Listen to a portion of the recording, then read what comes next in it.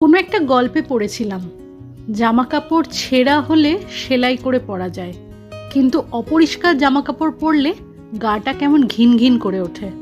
সংসারের সমস্ত কাজের মধ্যে এই কাচাকাচি করার ব্যাপারটা কিন্তু ভীষণ মাত্রাতে ইম্পর্টেন্ট। আজকে একদম সিম্পল 11টা লন্ড্রি হ্যাকস তোমাদের সাথে শেয়ার করছি।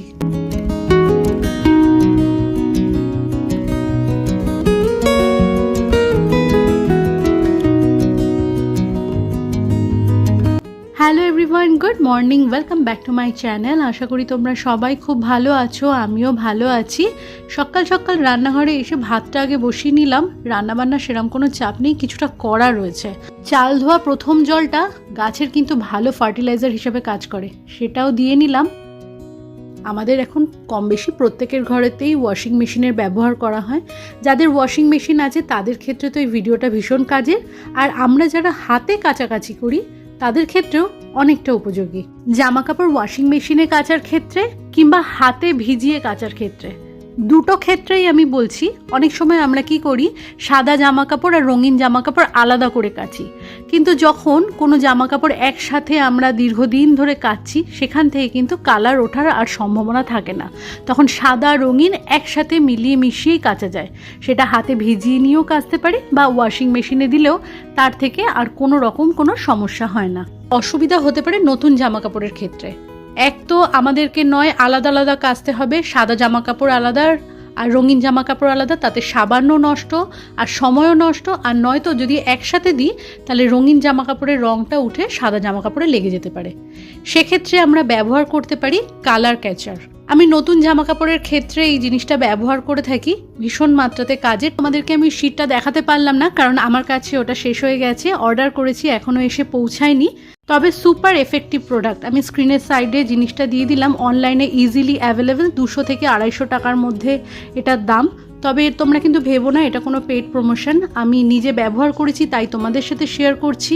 সমস্ত জামাকাপড় একসাথে মিক্স করে দিয়ে দাও, ওয়াশিং মেশিন চালাও আর কালার ক্যাচারে 2-3টে শিট ওর মধ্যে দিয়ে দাও। যদি কোনো কালার ব্লিড করে তাহলে এই শিটটা অ্যাবজর্ব করে নেবে। এই একটা জামা কাপড়ের রং আরেকটা জামা কাপড়ে লেগে গেল, এরকম কোনো রকম সমস্যা হবে না।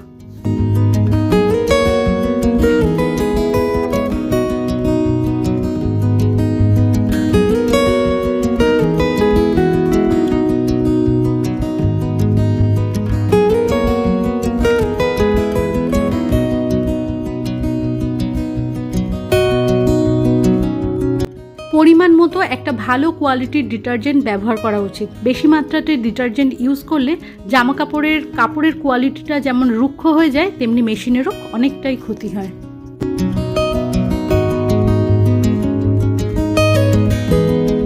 বেশিরভাগ ওয়াশিং মেশিনেই 1200 থেকে 1400 RPM সেট করা থাকে, তাই স্পিন সাইকেলের গতি নিয়ে কখনো চিন্তা করতে লাগে না। কিন্তু কোনো সময় যদি সিল্কের কোনো জামা কাপড় কিংবা সূক্ষ্ম কাজের কোনো জামা কাপড় আমরা কাচি, তখন ম্যানুয়ালি কিন্তু আমরা RPMটা সেট করতে পারি। আমার ওয়াশিং মেশিনটা আইএফবির, এখানে স্পিনিংয়ের যে গতিটা আছে সেটা সেট করাই রয়েছে।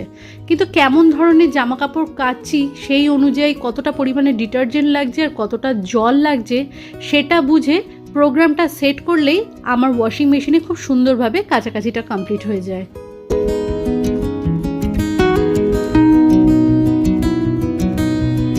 জায়গা বড় হোক বা ছোট, জামা কাপড় কাচার পরে মেলার ক্ষেত্রে সব সময় চেষ্টা করবে হ্যাঙ্গারের ব্যবহার করতে, এতে কিন্তু অনেকটা জায়গা বেঁচে যায়।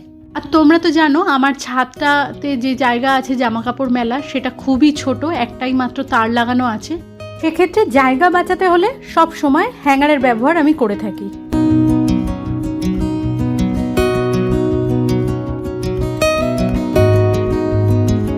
হ্যাঙ্গারের ক্ষেত্রে একটা কথা বলি, অনেক ধরনের হ্যাঙ্গার কিন্তু বাজারে পাওয়া যায়। কাঁচা জামা কাপড় মেলার ক্ষেত্রে এই যে সাইডে গ্যাপ আছে, এরকম ধরনের হ্যাঙ্গারগুলো কিন্তু ভীষণ কাজের। দুদিকে দুটো মুখে যদি আমি এরকম প্যান্টের ইলাস্টিকটা লাগিয়ে দিই, কিংবা আমরা যদি নাইটি মেলি, টি শার্টের ক্ষেত্রে, জিন্সের প্যান্ট মেলতে গেলে বেল্টের যে ঘরগুলো আছে সেগুলো এর মধ্যে আটকে নিয়ে মেললে অনেক সুবিধা হয়।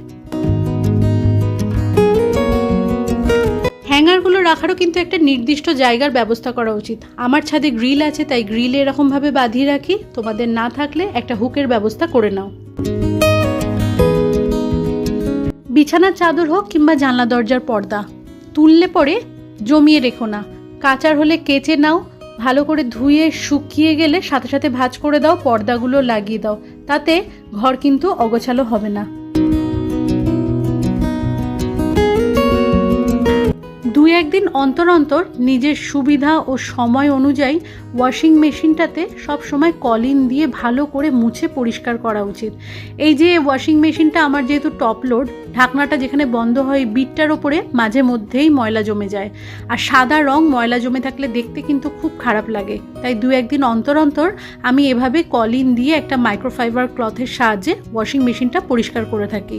বাইরের দিককার বডিটা সাদা রং ভালো করে না মুছে পরিষ্কার করলে আস্তে আস্তে নোংরা জমে জমে সাদা রংটা কিন্তু নষ্ট হয়ে যাবে। তাই নিজের সময় আর সুযোগ বুঝে 2-1 দিন অন্তর অন্তর মেশিনের বাইরের দিকটা পরিষ্কার করো।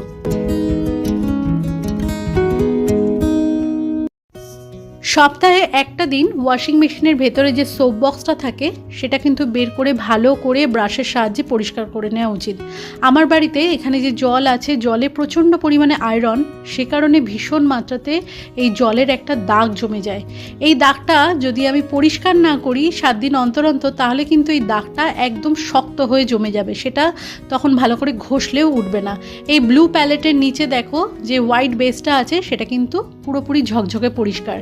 7 দিন অন্তর অন্তর এটা আমি নিয়ম করে পরিষ্কার করি। আর সোপ বক্সটা যেখানে থাকে সেই জায়গাটাও আমি পুরো ভালো করে মুছে শুকিয়ে নিয়ে তারপরে আবার সোপ বক্সটা লাগিয়ে দিই।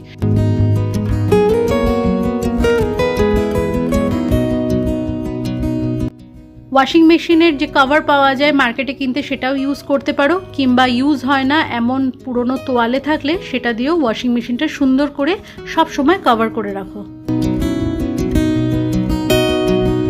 এটা একটা ডিসকালেট পাউডার, অনলাইনে ইজিলি অ্যাভেলেবেল। মাসে একবার করে ওয়াশিং মেশিনে যে সোপ বক্সটা আছে ওর মধ্যে আমি পরিমাণ মতো এই ডিসকালেট পাউডার দিয়ে ওয়াশিং মেশিনটা চালিয়ে দিই, তাতে ওয়াশিং মেশিনটা ডিপ ক্লিন হয়ে যায়। ওয়াশিং মেশিনের লাইফ স্প্যান বাড়ানোর জন্য এরকম ডিপ ক্লিনিংয়ের ভীষণ দরকার। তো বন্ধুরা, আশা করি আজকের ভিডিওটা একটু হলেও তোমাদের উপকারে আসবে।